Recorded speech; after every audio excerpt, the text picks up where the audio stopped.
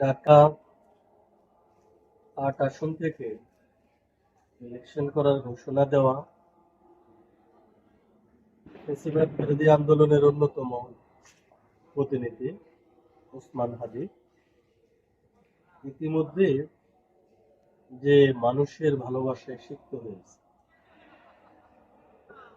গণমানুষের একজন হয়ে গণমানুষের কাছে ঘুরে বেড়াচ্ছে এবং তার এই প্রচারণা সারা দেশব্যাপী মানুষকে আকৃষ্ট করতে সক্ষম হয়েছে। দুঃখজনক হলো নির্বাচনী তফসিল ঘোষণা ২৪ ঘন্টারও কম সময়ের ব্যবধানে, অর্থাৎ ১২ থেকে ১৪ ঘন্টার ব্যবধানে আজকে সে নির্মম হামলার শিকার হয়ে জীবন মৃত্যুর সন্ধিক্ষণে রয়েছে। আমরা এই প্রজন্মের যারা তরুণ ভোটার অনেকেই ভোটাধিকার প্রয়োগ করতে পারেনি, বা আমাদের বয়সী অনেকেও ভোটাধিকার প্রয়োগ করতে পারেনি।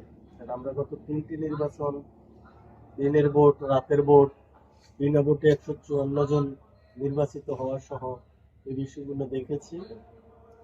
তো সেখানে জুলাই আন্দোলন পরবর্তী যে জনপ্রতিনিধি জনগণের মধ্য থেকে নির্বাচিত হবে এবং যে কেউ গণতান্ত্রিক রাষ্ট্রে অংশগ্রহণ করতে পারবে, সেরকম একটি অবস্থা আশা করেছিলাম।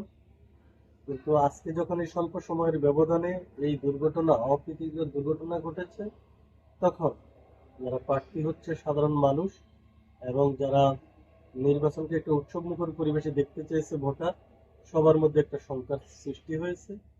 আমি হাদির উপরে হামলার তীব্র নিন্দা এবং প্রতিবাদ জানাই এবং যত দ্রুত সম্ভব এই হামলাকারীদেরকে আইনের আওতায় আনার জন্য আহ্বান জানাচ্ছি যথাযথ রাষ্ট্রীয় কর্তৃপক্ষকে, এবং এই ধরনের আর কোনো যেন অপ্রীতিকর ঘটনা না ঘটে সেই বিষয়টিও লক্ষ্য রাখার জন্য এবং প্রার্থী সহ জনগণের নিরাপত্তা নিশ্চিত করার জন্য উদাত্ত আহ্বান জানাচ্ছি।